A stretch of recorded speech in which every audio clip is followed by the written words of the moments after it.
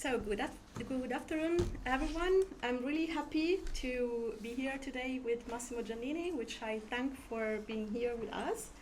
This is the second session of our lecture series, Normative Production and Decision-Making Processes in the Roman Curia between the 16th and the 20th centuries. And I'm really glad that we will have all the possibility of listening to Massimo's works that has been so important for my personal research, and we also had a chance to read some of his books and articles within my research group. And now I would let the floor to Francesco Giuliani for a brief presentation, and then we will have Massimo lecture, and prepare your questions and comments, because I'm sure there will be a lot of thoughts for discussion. Thank you. Thank you, Benedict, and welcome, Professor Giannini. Just a few words, not to take time away from the presentation. Massimo Giannini is Associate Professor of Modern History at the Faculty of Communication Sciences of the University of Teramo. After graduating from the University of Bahia, he obtained in 1997 his PhD in Historical Sciences at the School of Historical Studies of the University of the Republic of San Marino. During his academic career, he took part in numerous national and international research projects. Regarding his research field, in 2003 published L'Oro e la Tiara, in which he focused on the early modern papal taxation system. He related politics, taxation, and religion in the Italian context. In this regard, he also deals with ecclesiastical unity. With numerous essays on 17th century Spanish Italy, the Duchy of Milan, and the Kingdom of Naples, he also focused on the international politics of the papacy in the modern age and on the Italian character of the papacy. He also deals with the role played by religious order, international politics of the Holy See, and the political control of religious orders in Italy in the first half of the 17th century. In this regard, he was also interested in archival issues in reconstruction of the history of the religious orders. Also in the field of the regular clergy, in 2016 he published a monograph on the Dominicans. With regard to the history of the institution of the Roman Curia, he deals with the Congregation of Ecclesiastical Immunity, the Congregation of Bishops and Regulars. He also investigates the role of cardinal protectors of religious orders. So here we have some publication that maybe we can circulate. And so please, Professor Giannini, the floor is yours. Thank you, Francesco. I wish to thank especially Dr. Benedetto Albani for inviting me, and it's a great pleasure to stay with you this afternoon, and I hope that after this laudatio funebris by Francesco, you will aware that I'm a living historian, a living scholar, and I hope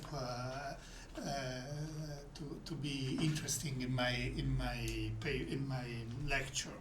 So I will read, because my bad English is better than my inexistent German. So I hope you will seek me, and of course I'm available for every kind of question and information. Well, over the last 50 years, scholars have been exploring a number of themes and problems about the Holy See in the early modern age. The complexity of the curial universe and the careers within it, especially in relation to the role and components of the College of Cardinals and diplomacy, the prosopography of pontiffs and curia officials, the norms and rituals associated with the election of popes, the court and its ceremonials, nepotism and the formal and informal mechanism of the government of the Holy See, the problematic exercise of justice and government in the church state, the production and management of the administrative documentation of the papacy and its archival preservation. On the contrary, the congregations still remain in the shadows, confined to a technical and institutional sphere. This situation has given rise to a dual interpretation characterized by emphasizing early centralizing aspects and a significant degree of analytical compartmentalization. Au contraire, to avoid, it's my opinion of course, to avoid distortions and misunderstandings, I think that we need to examine the institutional agency of the congregations by connecting them each other in a broader and mid-long term framework which consider the human and the cultural factors. Only in the years following the Second Vatican Council did profound changes in curial structures provide the interest for a series of studies and historical research about some congregations. These studies began with the Congregation of Council, instituted in 1564, as Dr. Albani knows better than me, that the Propaganda Fide, the riti, and of ecclesiastical immunity. In the following, here you can see some example of historiography I'm talking about. In the following decades, and especially after the opening of the archives of the Congregation of the Doctrine of the Faith, 1999, research on the Holy Office and the Index literally exploded for the following 20 years and more. These two congregations, Holy Office and Index, have mainly been analyzed for the reconstruction of the repressive action against heresy and the different subjects they dealt with. The interweaving of problems related to their historical institutional events has mostly been considered as a mere accessory and instrumental aspect. It is only in recent years that the proposographical repertories compiled by Hermann Schwett and then the book series edited by Hubert Wolf have made an enormous amount of data available to scholars. These data concern not only the cardinals, commissioners, and other officers of the congregations of the Holy Office and Index, but also the consultori, consultants, who worked within it, as well as the authors and works subject to censorship. So they contribute considerably to broadening our point of view, now very different from that of 25 or 30 years ago.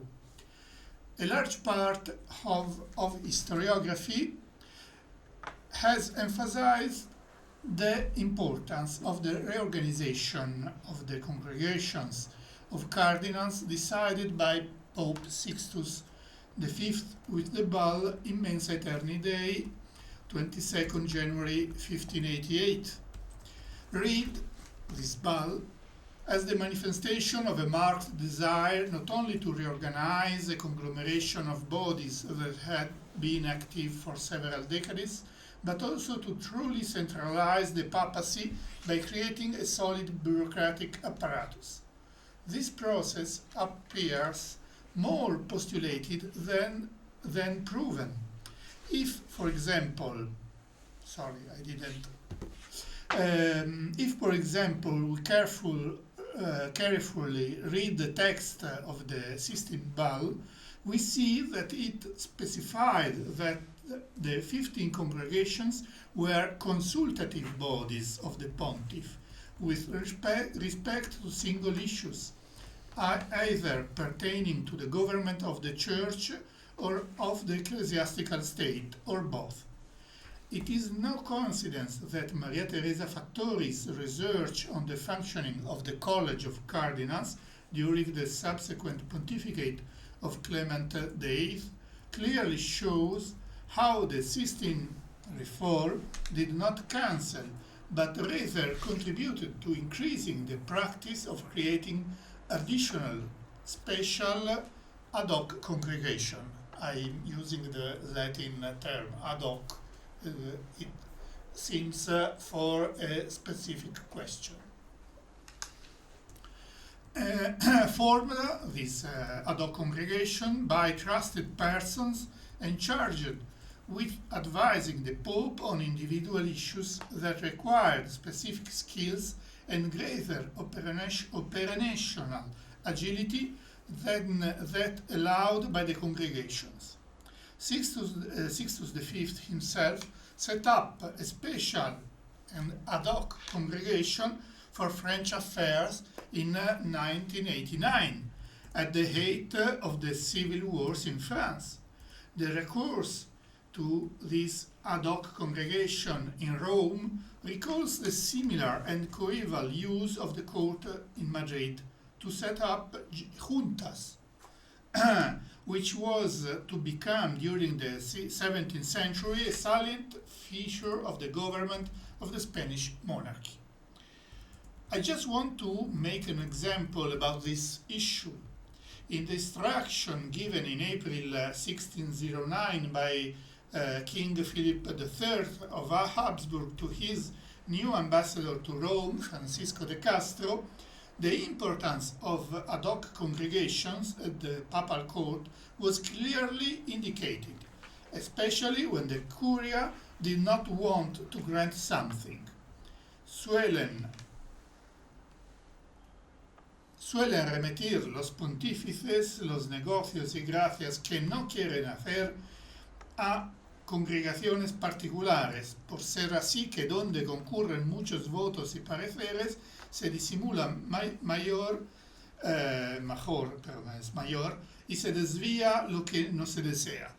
It means that in the Roman practice, in the Roman Curial practice, when the popes didn't want to give some grant or some grace to the king or to any lay power, they created, this is the opinion of Philip III, they created a ad hoc congregation to avoid to where the problem will be remaining without any solution. Judging that the Pope at the time, Paul V, was well versed in all matters and above all fond of the interests of the Spanish monarchy, the Catholic king considered the recourse to the aforementioned congregations unnecessary. If, however, recourse to them could not be avoided, the ambassador had to ensure that the number of members was as small as possible, and that they were only cardinals and not prelates, who were less well known and less controllable, of course, in favor of Spanish interests. So, rather than a dicastery system in the contemporary sense of the term, the congregations outlined by Sixtus V appear to be, word by Maria Teresa Fattori, centers that over time experienced different internal arrangements and different hierarchies in their reciprocal relations.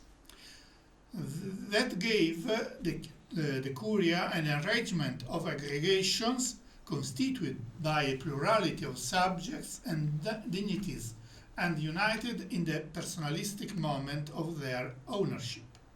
In this sense, a polycentric structure can be hypothesized for the Curia, capable of adapting to its head but also of creating friction and resistance. Along similar lines, the research of some scholars, Antonio Menniti Ippolito, Giovanni Romeo, Michele Mancini, Giovanni Pizzarusso, and Benedetta Albani herself, have shown how the very concept of papal centralism must be significantly blurred when analyzing the concrete activities of certain congregations without schematism and prejudice. Albeit from very different perspectives, these scholars have suggested that these bodies, the congregations, constitute more an articulate and by no means monolithic declination of papal power than a mere executive instrument. On the other hand, little or nothing is known about the relations that at different levels, formal and informal, the congregations entertained with the great tribunals of the Holy See, such as the Apostolic Penitentiary, the Reverend Apostolic Chamber, the Signatura of grace and the sacred rota. This same concern is shown by a brief but interesting writing presented to Pope Clement IX in 1678 by the Secretary of the Congregation of Immunity, Giacomo Altoviti. We will see more about him. Starting from the criticism of the high number of members of the congregation, he denounced how, among other inconveniences, these bodies had taken over a wide range of matters that in the past had been left, quotation, to go their own way to the competent tribunals. The cases had grown to such an extent that Altoviti felt it was better and more useful to divide the existing congregations. That of the bishops and regulars, for example, could be divided into 3 now institutions with jurisdiction over bishops, regulars, and nuns, respectively, rather than continuing to increase the number of members. In this way, not only will all the cardinals be usefully engaged, taking care, of course, that the majority would always be composed of the wisest and most, I'm quoting, the wisest and most accredited by age and experience, close the quotation, but business will be decided more carefully. The point is not a secondary one. If we take into account the almost opposite observations made by Benito Ippolito, according to whom the relative novelty of the formalization of government by congregations meant that the Pope was relieved of the need to deal personally with a multiplicity and a mass of daily issues and tasks that were very difficult to manage, while for the former it meant an increase in the specialization of decisions and interventions.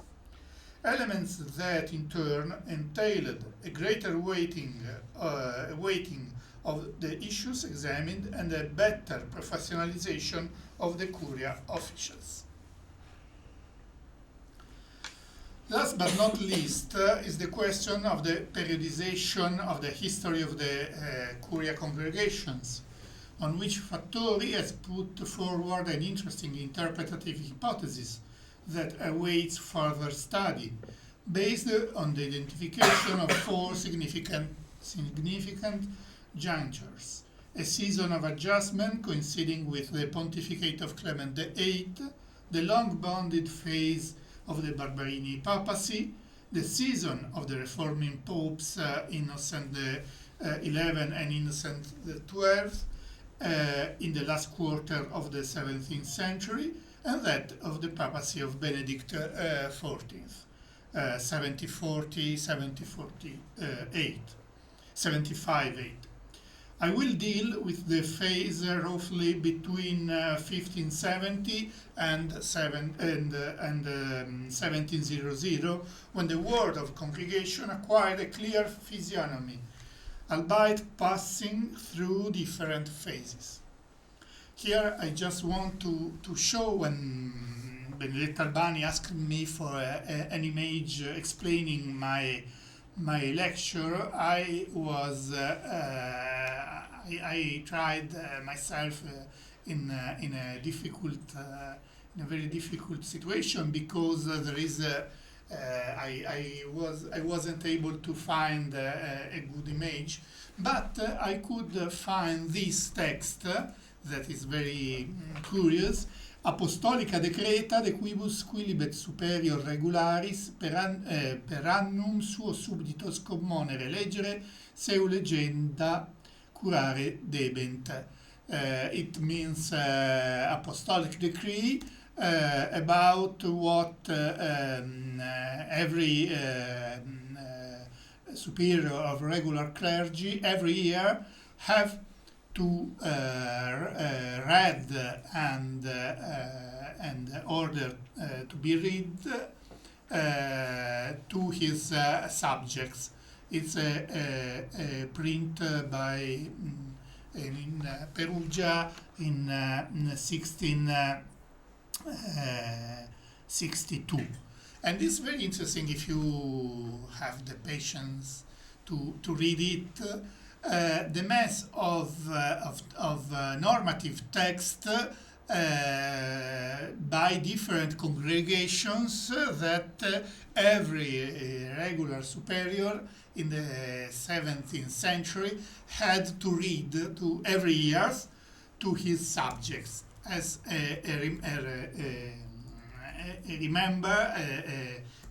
about a series of obligations. We can here see the about a decree of the Congregation of Council, of the Congregation of the Holy See, of the Congregation of the bishops and regulars, and so on. This is more or less the principal decrees that were read in that times. No? So to visit I think that is useful to see better the entanglement. No? The norms. There was not something that go everyone in for its run, but there was in the use and formal and informal use a connection between the norms issued by different congregations. It was established that the superior would read these orders coming from different congregation to his subjects. Okay, this is a kind of visual explication or readable explication of a connection. I mean, the oldest of the congregation, apart from the Holy Office, is, as we know, that of the Council, established in 1564 for the implementation of the Tridentine decrees, as well as their interpretation. The pontificates of Pius V, 1566-1572, and Gregory XIII, 1572-1585, are extremely interesting because in those years the foundation were laid for the system of government by congregation that would find its first formalization with the Bull Immensa Aeterni Dei of Sixtus V. Indeed, on the one hand, Pius V instituted the Congregation of the Index of Forbidden Books in 1571. On the other hand, he established the practice of monitoring the activities of the apostolic visitors appointed for the dioceses of the Papal States. Furthermore, as Cardinal Giulio Antonio Santori wrote in his diary on 22nd of September 1571, a congregation known as the Consulta de Vescovi, sorry, maybe I have this, the second document, was instituted by the Pope. A ciò i vescovi e tanto i sudditi sapessero a chi ricorrere per non infestare sempre le orecchie di sua beatitudine. I have translated by His Holiness, so that the bishops and also the subjects, the lay people, might know whom to turn to in order not to always infest the ears of His Holiness. These words refer to, and this was found by Agostino Borromeo. These words refer to the process, by no means linear, this is my opinion, of constructing bodies within the Papal Curia, charged with overseeing the application of the dictates of the Council of Trent, which over the years would painstakingly create a direct channel of communication between the papal authority and the bishops. It is capable of bypassing any form of mediation or filter traditionally put in place by the princes and lay powers. This is very important because we think that the congregation were born in the mind of the popes. But we have also to take in account that there is a problem. From all the Christendom, from all the churches, from all the Catholic world arrived to Rome requests. And especially after the end of the European wars between the Habsburgs and the Valois, and after, of course, the Council of Trent, the number of issues exploded, and for this reason Cardinal Santori could note in this diary the problem is that they are infesting the years of His Holiness, no? Because the Pope was not able to manage all this mess of enormous mess of requests, issues, questions, problems, conflicts between bishops, regulars, and all over the Catholic world.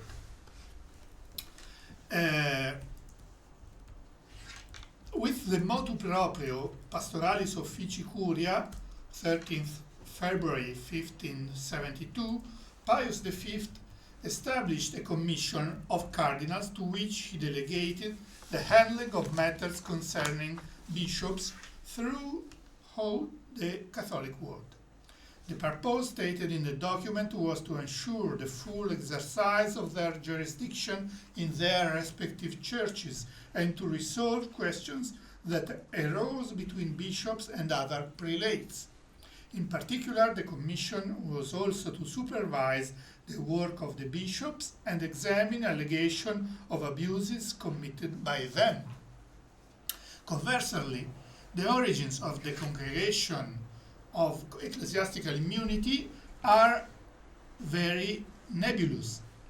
In the two main collections of writings and decisions of the institution itself produced as handbooks to unravel the jurisprudential skein of ecclesiastical jurisdiction and immunity. The manuscript, this is one, the manuscript one by the friar, the minor friar Angelo Auda Dall'Antosca, who wrote it in 1677, and the printed one by the Cistercian Abbot General Pietro de Ricci, 1708. I want just to remark, if you see the slide, that this text is a large manuscript which contains the Regestum Scripturarum Antiquarum Super Controversiis Jurisdictionalibus ab anno 1340 usque ad 1660 26.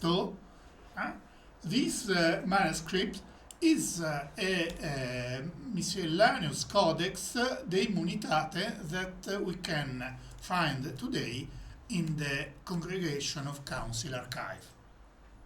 It's not the case. Now I will explain why it's not the case. In the impossibility of dating the birth of the Congregation of Immunity on the basis of a formal act, it is perhaps worth turning the perspective upside down and attempting to examine the way in which the Roman Curia responded to the question relating to the defense of immunity that hierarchies, bodies and ecclesiastical institutions, Italian and otherwise, especially from the end of the 16th century, were increasingly submitting to its attention.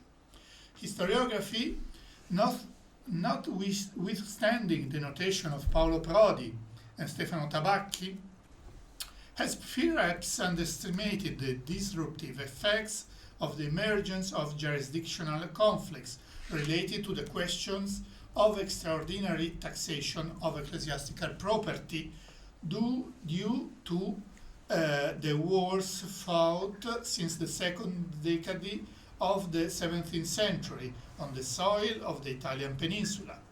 In fact, these dynamics significantly influenced the demand on the part of the bishops, religious orders, and local ecclesiastical institutions and the bodies of the various states for new or perhaps more simply clear and reasoned indication about a very complex issue. Generally speaking, the urging from different events and contexts for the Roman Curia to elaborate and implement broader and more articulate competencies in the field on the field of the immunity gave a considerable impulse to the consolidation of the congregations of cardinals organized by Sixtus V and the creation of new ad hoc congregations, charged with advising the pontiff on individual issues, providing him with legal opinions capable of guiding his decisions and those of his entourage. In this sense, the issue of the defense of ecclesiastical immunity and freedom, this is the terminology that continually returns the documents, represents a case study worthy of further to study. We can take a significant event as a starting point. On 20th December 1617, Cardinal Orazio Lancellotti, and that time prefect of the Congregation of the Council, sent a letter to Cardinal Federico Borromeo, Archbishop of Milan, concerning the imposition on the owners and tenants of ecclesiastical property of the obligation to house soldiers.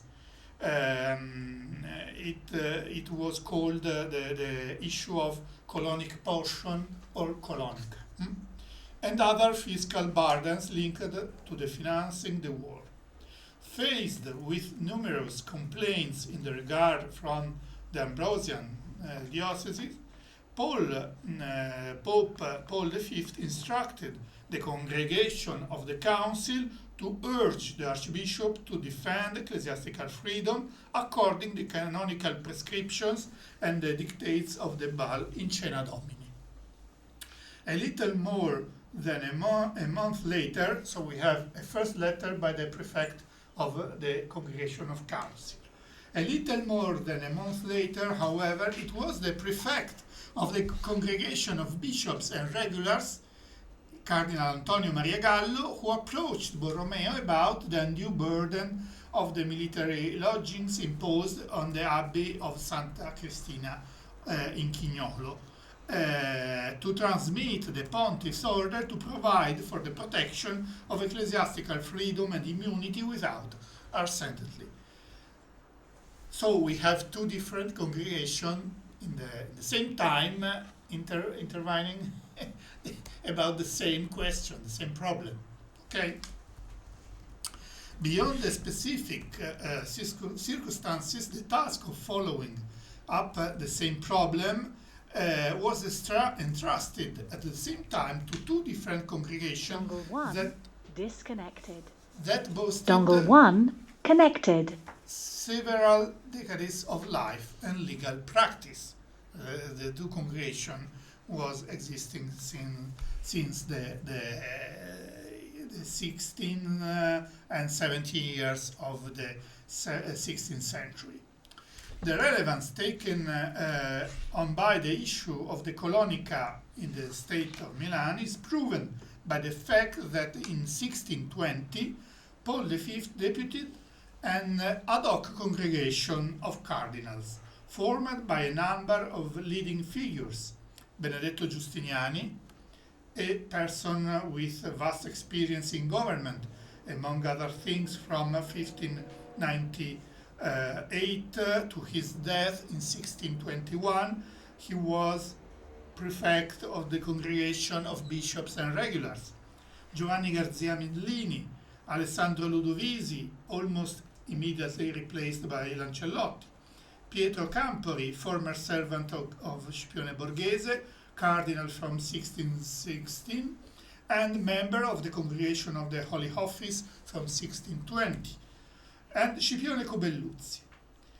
The secretary of this ad hoc congregation was the powerful Ulpiano Volpi, a very important person, consultant of the Congregation of the Holy Office from 1614, Archbishop of Chieti and Secretary of the Congregation of Bishops and Regulars from 1615 to 1621. Following the death of Lancellotti and the accession to the papal throne by Cardinal Ludovisi in 1621, it was Cardinal Millini's turn to take over the reins of the congregation on the ad hoc congregation on the Colonica. In May 1622, it's a very short, in 5 years. In May 1622, the latter was made up of cardinals, as the congregation of the Colonica was made up of Cardinals Millini, Marcello Lante, Roberto Baldini, then other prefect of the Congregation of the Council, Cobelluzzi, Monsignor Volpi, now Papal Datario, and Monsignor Lorenzo Campeggi, who in those same days took over the secretary of the Congregation of Bishops and Regulars. However, the Congregation on Colonica was not the only one to intervene in the matter, as it attested by the fact that again in May 1624, Cardinal Cosimo de Torres, prefect of the Congregation of the Council, wrote to the Bishop of Lodi, again by order of the Pontiff, about the question, the issue of immunity, of ecclesiastical immunity. From this example, it is evident how the Roman Curia's response to the request and solicitation to participate, to decide in the matter of ecclesiastical immunity in the first quarter of the 17th century still remained institutionally fluid. In other words, both the Congregation of the Council and of the Bishops and Regulars, which had been consolidated in the late 16th century, and those created ad hoc were called upon to pronounce on the matter with continuous overlapping and duplication, without there being a clear political design. This without a clear delimitation of their respective competencies. The overlapping competencies and the institutional uncertainties that issued were inherent in the jurisdictional practice and the very functioning of the congregations and tribunals of the Papal Curia. In this sense, the examination of the first volume of the current archival series of the Libri Literarum of the Fund of the Congregation of Ecclesiastical Immunity in the Vatican Archive, entitled Liber Literarum Sacre Congregazioni Super Controversies Jurisdictionalibus ab anno millesimo sexcentesimo victuagesimo quarto usque ad mensem Mai 1626 is eloquent. First of all, the chronology of the letter, which moreover begins at the end of 1623 and not in the beginning of 1624, encompasses the period preceding the date of the congregation's foundation, according to the chronology, admittedly very uncertain indicated by scholars. Moreover, the name of the congregation refers not to ecclesiastical immunity, but more generally to jurisdictional controversies. This is a terminological oscillation that would accompany the new body for several years, marking the fluidity of its competencies with respect to the congregation of the council and that of bishops and regulars, with which it would continue to have a very close link. The first meeting of the Congregation of Jurisdictional Jurisdictional Controversies were held in December 1623 at the home of Ulpiano Volpi, with only the prelates Ludovico di Darego, Prefect of the Segnatura of Justice, Antonio Diaz, Secretary of the Congregation of Bishops and Regulars from 1623 to 1626, and Paolo Torelli, Consultant of the Congregation of the Holy Office, attending. A missive in the register addressed to the Bishop of Mileto in June 1624 mentions for the first time that the matter in question had been dealt with the Sacra Congregazione Deputata sopra l'immunità ecclesiastica. However, in the December of the same year, the title of the congregation, which met in house of Cardinal Ottavio Bandini, prefect of the Congregation of Bishops and Regulars from 1622 to 1627, and who therefore had the leadership, again concerned jurisdictional controversies. So there is a great fluidity about the name of the Congregation of Immunity and about the leadership, and with a very close relationship with the congregations of bishops and regulars and the council, as shows the presence of prefects, secretaries of these ancient congregations. The Congregation on Immunity met in September 1625, again at Bandini's residence, with the participation of Cardinals Millini, Cubelluzzi, and Lorenzo Magalotti, and the prelates Volpi, Diaz, Lelio Biscia, Dean of the Apostolic Chamber, and Giuseppe Anselmi, a creator of Francesco Barberini, Commendatore di Santo Spirito, and consultant of the Congregation of the Holy Office from 1624. It is interesting to note that a congregation, and other name, Super Negocis Religionis Hierosolymitanae, about the Order of Malta, also appears in the same register of the Immunity Congregation on the occasion of a session in October 1625 at Bandini's house, with the participation of Millini, Volpi, Diaz, Baldeschi, and Antonio Tornielli as an expert about Malta, where he had been inquisitor. Finally, in April 1626, the Congregation on Jurisdictional Questions, Dispute, Controversies reappeared and whose sessions were attended by Cardinals Millini and Magalotti, as well as prelates Biscia, Volpi, Clemente Merlino, Auditor of Rota, Pier Donato Cesi, Cleric of the Apostolic Chamber, and Anselmi. This time the notation appears that the Novus Secretarius of the body was Francesco Paolucci, Apostolic Referendary and Auditor of the Apostolic Chamber.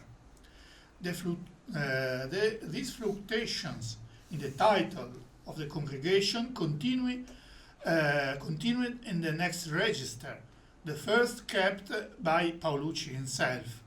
In August 1626, it is called Ecclesiastical Immunity, but again in the following October, the title relating to jurisdictional controversies reappears.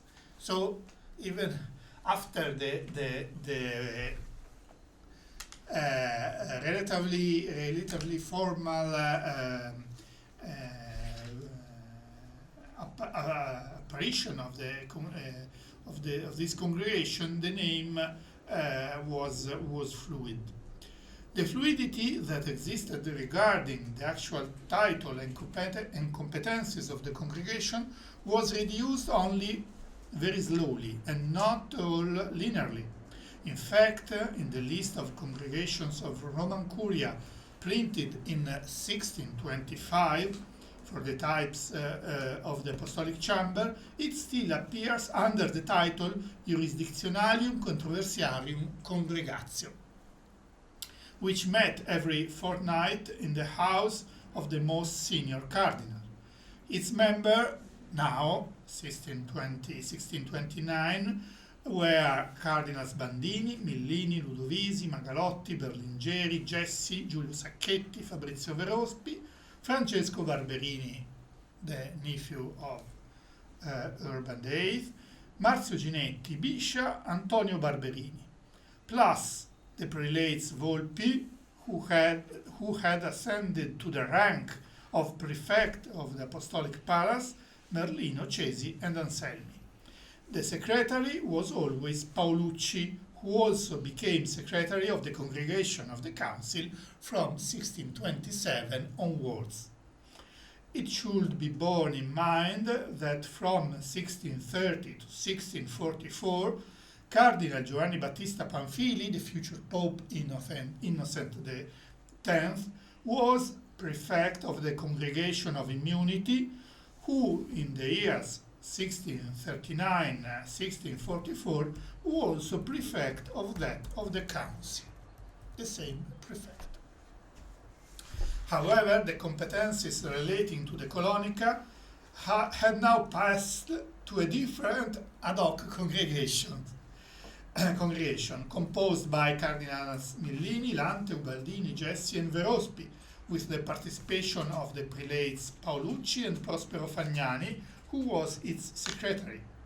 It therefore had in common with that of the council as many as 3 out of 5 cardinals and 1 of the 2 prelates, Paolucci. In addition, Cardinal Bandini died in 1629. A primary role was therefore assumed, as already in the early days of the congregation on jurisdictional controversies, and that on the colonica by Cardinal Millini.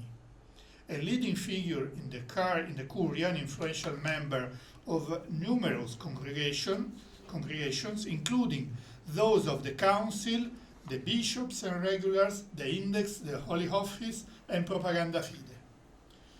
In turn, other important cardinals such as Sacchetti, Biscia, Ginetti, Verospi, and Antonio Barberini were ascribed to the congregation of the council, as was Ubaldini, who was its prefect.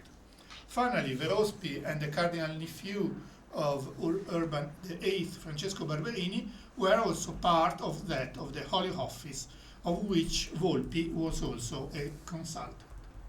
In any case, by the end of the Barberini pontificate, the congregation Immunitatis Seu Jurisdictionalium Controversiarum, as it was always called from then on, appeared to be well established in the curial scene. In 1644, it was made up of 19 cardinals. Sacchetti, Pamphili, Giovanni Battista Pallotta, Francesco Maria Brancaccio, Stefano Durazzo, Cesi, Bichi, Ascanio Filomarino, and so on. And 4 prelates, Francesco Maria Ghislieri, auditor of Rota, Domenico Cecchini, another auditor, Edoardo Vecchierelli, cleric of the chamber, and the secretary Paolucci.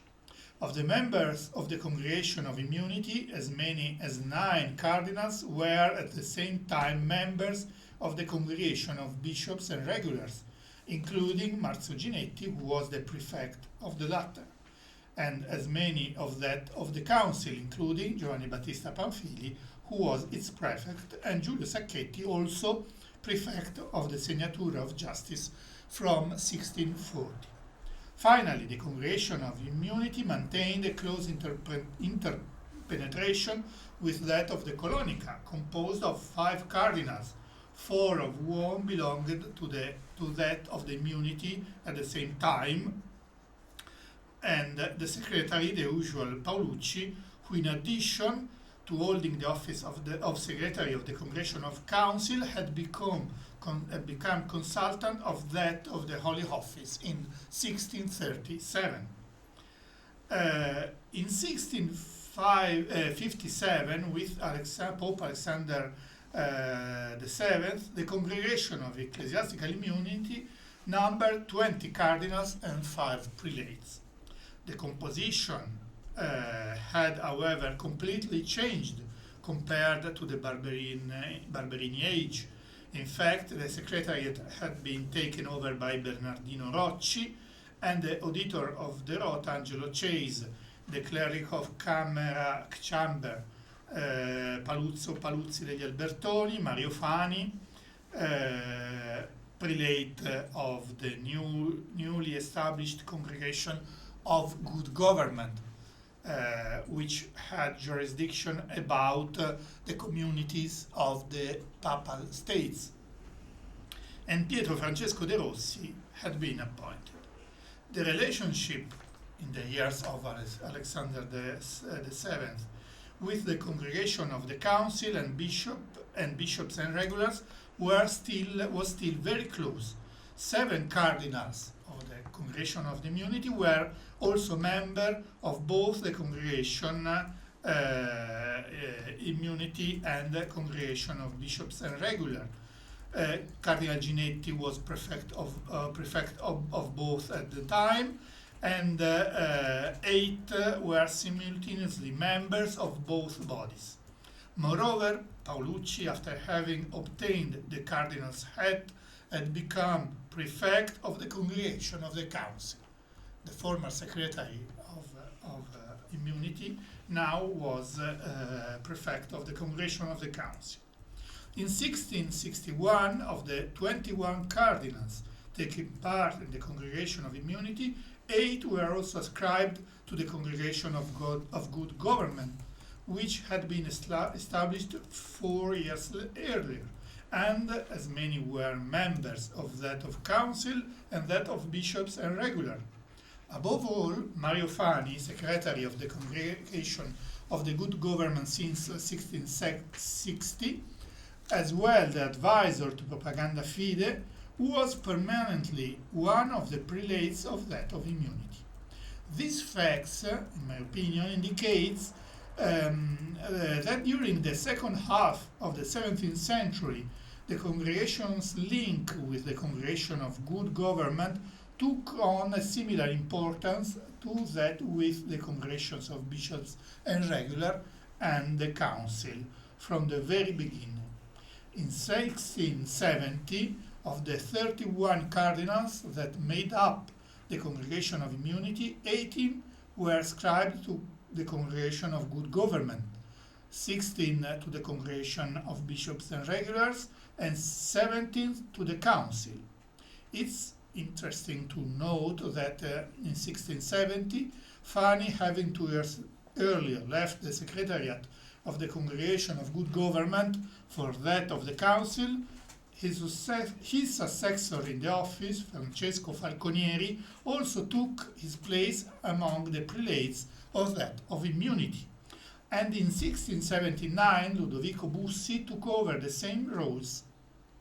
Finally, in 1661, on the death of Cardinal Paolucci, the prefecture of the Congregation of the Council passed to Sacchetti, who between 1661 and 1663, the year of his death, also headed the Congregation of the Immunity and that of Rights, the Riti. In 1682, out of the 22 cardinals of the Congregation of Immunity, among whom we can note Cardinal Giovanni Battista De Luca. I think is a figure well known here. 15 were at the same time ascribed to that of the council, and 16 to that of the bishops and regulars, including the cardinal, a leading figure of the College of Cardinals, like Gaspare Carpegna, who had been prefect of both bishops and regular and immunity since 1675. These numbers remained substantially stable in the last 20 years of the century, apart from some fluctuations that became significant at the beginning of the 18th century. In 1694, out of 20 cardinals, 11 belonged to that of the council, and the same number to that of bishops and regulars. Cardinal Carpegna now had the prefecture of all three congregations in his person. In 1601, the Congregation of Immunity had as many as 25 cardinals, 14 of whom were also members of that of the council, and as many as 21 of that of bishops and regulars, with Carpegna as prefect of both the former and the latter. The increasing number of congregation was criticized, but as we saw, by Giacomo Altoviti in his writing in 1668. Altoviti, who pointed out how this practice, the increasing number of congregation, had made the dispatch of cases, I'm quoting, more expensive, longer, more neglected, and more exposed to secrecy. Altoviti was speaking in general terms, but it's licit to assume that he was drawing on his own experience. It is no coincidence that he pointed out how, due to the continuous intermingling with worldly interests, more than one cardinal used to ask to join a congregation, just, quoting, to be able to support the baron against the bishop for personal interest, we could say. For several cardinals, it was indeed essential to be estimable in the eyes of those potentially affected by the work of the congregation, and therefore the popes were forced to abandon the ancient rule of admitting only a few experienced and capable persons. As an example of the unsatisfactory way in which the congregation worked, in 1669, Pope Clement IX decided to entrust some of its members, the Congregation of Immunity, decided to entrust some of its members with the task of forming a small congregation consisting, later I will explain the members, to deal with the jurisdictional matters concerning the sovereigns of the Italian peninsula, including Charles II of Habsburg as King of Naples and Duke of Milan. This is a special phase during the pontificate of Clement IX. We have an explosion of jurisdictional conflicts with all European Catholic king and princes, and also the Italian peninsula had a very great problem with ecclesiastical immunity. This is a very great issue. So the lack of satisfaction for the activity and of the congregation of ecclesiastical immunity, the sign is that the Pope decided to create a smaller congregation with 4 members of the congregation, of the main congregation, to decide something about this very, very big problem in that years. If we examine the profiles of the cardinals, we see that they were very, very important figures. The first one was of this small congregation, was Francesco Maria Brancaccio, 1592-1675,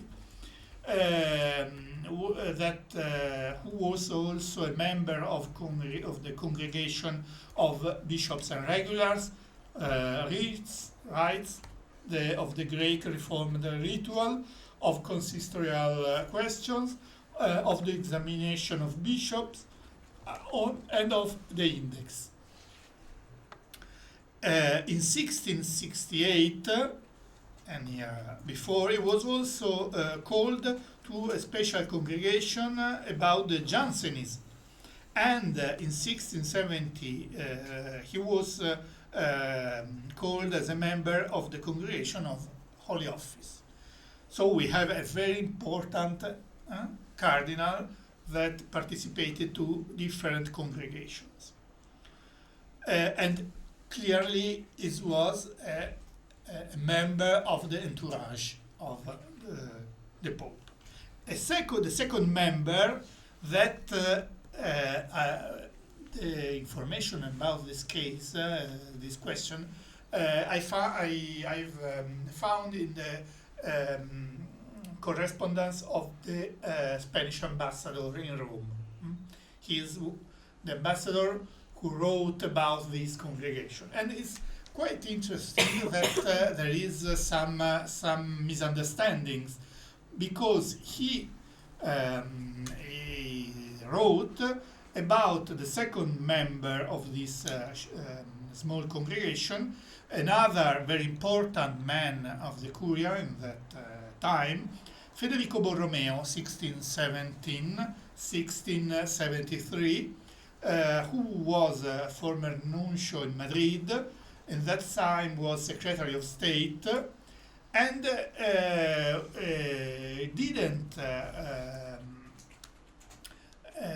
he didn't be cardinal until 1670. And it's interesting that he was destined to assume the prefecture of the Congregation of Immunity in 1672. The third cardinal was Carlo Gualtieri, 1613-1673, who was a member of the Congregation of Immunity, the Congregations of Immunity, Rites, Bishop and Regulars, and Concilio. Unfortunately, I was not able to find information about the fourth Cardinal, Giulio Spinola. I have to remark that these people, and there was also, as prelates, the secretary of the Congregation of Immunity, Altoviti, and in that time chamber master of the Pope, Bernardino Rocci, that we have just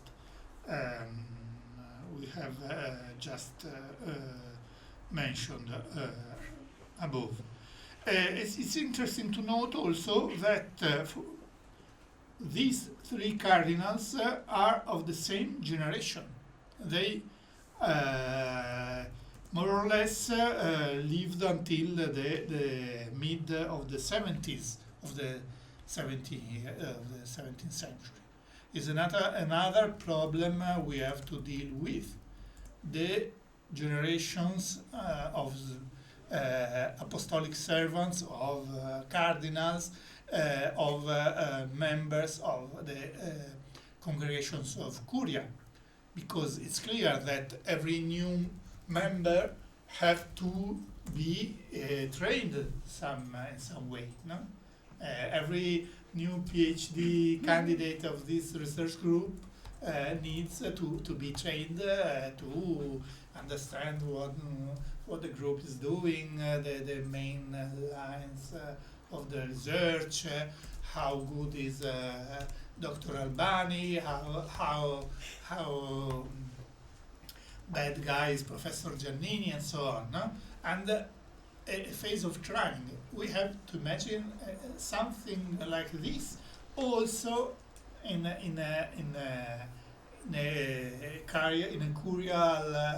curial offices. No?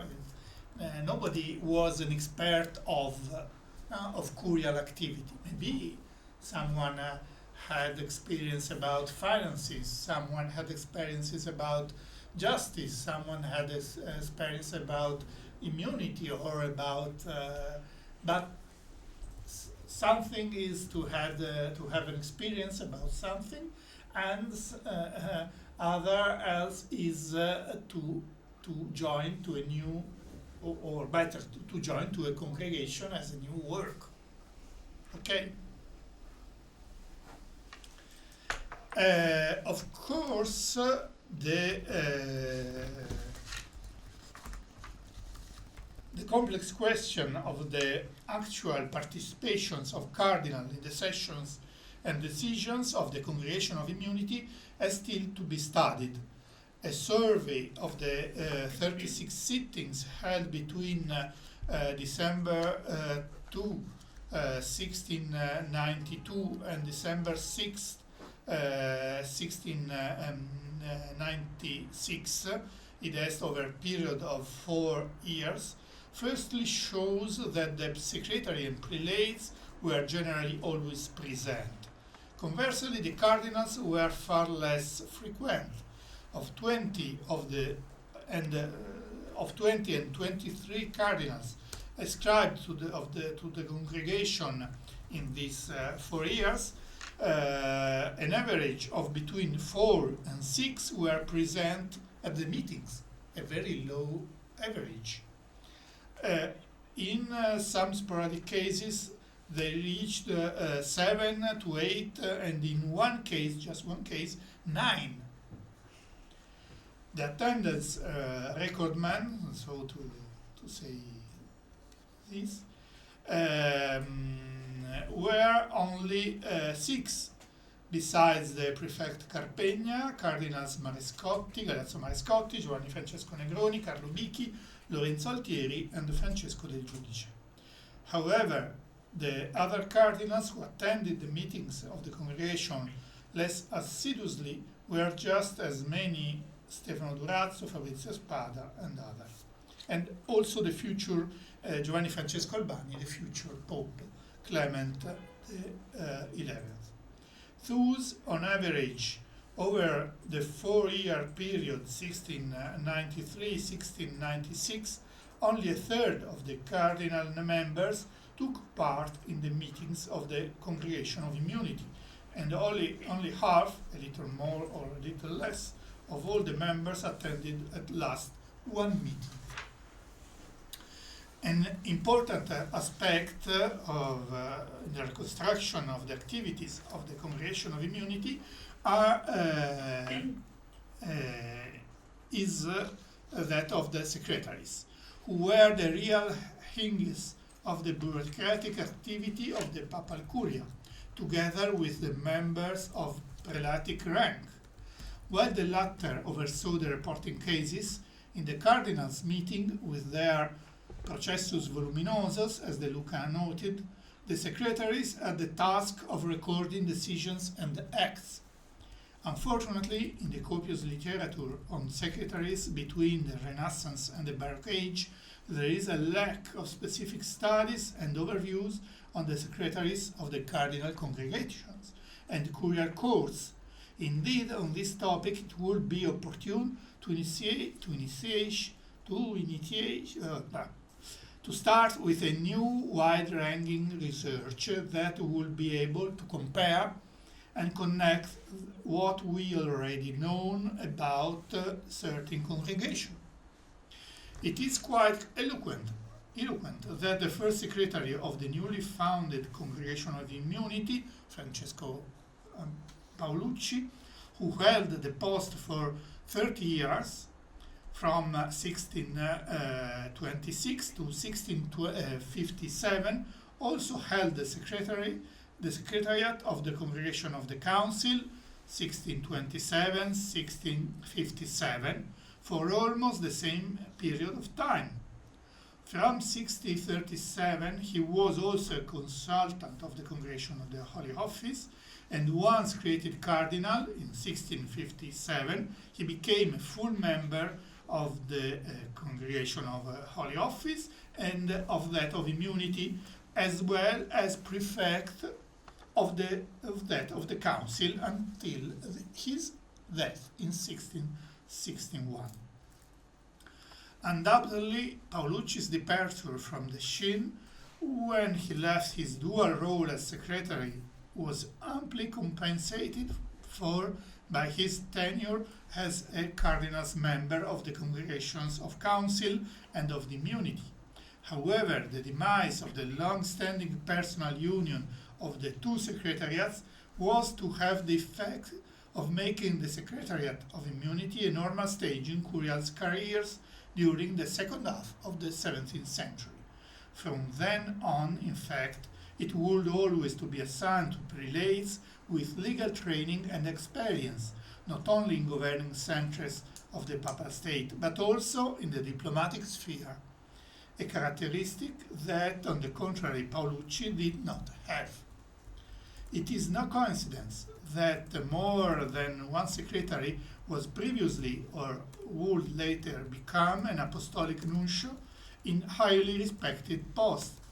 Moreover, almost all those who held the Secretariat of Immunity in the second half of the 17th century would obtain the cardinal's purple, becoming ordinary members of the congregation itself. The first to succeed Paolucci was the Roman Bernardino Rocci, nephew of Cardinal Ciriaco. His career as a curial appears typical of the period. A doctor in Otruque Iure and referendary of the two signatures, he held various government posts in the Papal States before being appointed Secretary of the Congregation of Immunity in 1657, a post he held from 1661 onwards, together with those of Secretary of the Apostolic Penitentiary and voting Secretary of the Congregation of the Signatura of Justice, until his appointment as a nuncio in Naples in 1675. As I told, he was a member of the small Congregation of Immunity in 1669. He was later prefect of the Apostolic Palace and became cardinal in 1675. The third secretary of the Congregation of Immunity was the above nominated Federico Borromeo, Patriarch of Alexandria, nuncio to the Swiss, a leading figure in the political, in the curial politics. He then became governor of Rome, nuncio to Madrid, secretary of state, prefect of the congregation of the Consulta, 1670, that of the Immunity, 1671, and he died in 1673. The fourth secretary, the second longest in the post, he held from July 1666 to August 1686, 20 years, was the Florentine Giacomo Altoviti, friend and protégé of Fabio Chigi, during whose pontificate he became titular Archbishop of Athens, nuncio in Venice, and Patriarch of Antioch. He was replaced only for the months of September and October 1686 with the title of prosecretary by another Florentine, Bandino Panciatichi, in that time secretary of the Congregation of Apostolic Visit, and that of the Bishop of Regular, as well as consultant of the Holy Office, who would obtain the Cardinal's purple in February 1690. the fifth secretary of the Congregation of Immunity from September 1691 to November 1692, 1 year, was Niccolò Grimaldi, from a noble family in the Kingdom of Naples, referendary of 2 signatures, who held numerous positions, cleric of chamber, secretary of various congregations, Congregation of Waters, prefect of the Nona, 1697-1701, secretary of the Congregation of Bishops and Regular until his appointment as a cardinal, and entry as a full member into various congregations, including those of the Consulta, Immunity, and Bishops and Regular. He was succeeded from October 1686 to October 1692 by another Florentine, Francesco Martelli, prelate of the Consulta, referendario, Archbishop of Corinth, former nuncio in Poland, secretary of the Consulta, who finally became a cardinal in 1706. The last secretary appointed in the course of the 17th century was from November 1692 to June 1706, Giuseppe Vallemani, protégé of Cardinal Paluzzi degli Albertoni, after Dongle being 1 secretary of the disconnected. Congregation of Dongle Reeds, 1 connected. 1690, he became titular Archbishop of Athens and then prefect of the Apostolic Palace. He too, according to a tried and tested pattern, once he had obtained the cardinal's purple, became a full member of the Congregation of the Immunity. The first consideration that can be made when analyzing the professional and curial trajectories of the secretary of the Congregation of the Immunity is that even in their case, it was quite frequent that at the same time some held the same role in other curial bodies or performed prelatic functions there. Moreover, the very fact that once elevated to cardinals purple, the former secretaries became effective members and in some cases also prefect of the sister congregations of Immunity, the Council and the Bishops of Regulars and Good Government. It contributes once again to underline how deep the institutional ties, the personal and jurisdictional entanglements were between these 4 congregations. I will cut my too long lecture. I will finish now. In this very boring lecture, I have tried to examine and to analyze how the work of some congregations within the Roman Curia should be reevaluated by considering the interweaving of interests and jurisdictions that cannot be adequately explained through traditional legal and formal interpretation. Instead, we require an approach that comprehends the internal dynamics of the Curia, considering personnel, expertise, and institution in their full complexity, rather than reducing them to a rigid bureaucratic or legal framework.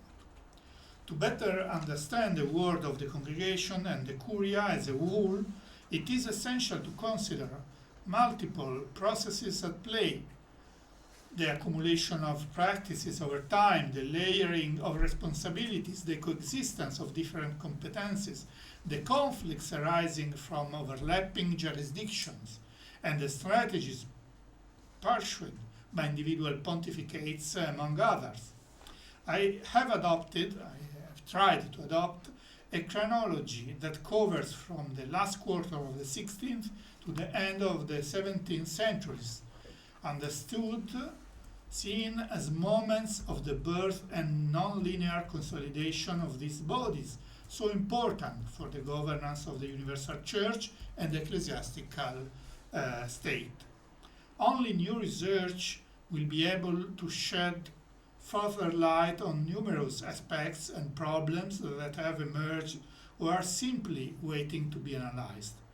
The hierarchical and operational relations, formal and informal, between the congregation, following the example of what Gigliola Cagnito has shown for the relations between the congregation of the Holy Office and that of the Index, and the interpretation between them made possible by the presence of the same cardinals, prelates, and officials in several bodies. The relationship between the construction of procedures, the formulation of opinions and decisions, and the creation of an actual jurisprudence, the characteristics, training, and culture of the personnel, the elaboration of governmental knowledge that had to contend with the dual and contradictory need for secrecy and the circulation of information within the queer universe. So thank you so much for your audience and patience with my lecture. I hope that there will be a question, and so let's finish the bedtime, I hope, for all you. Thank you.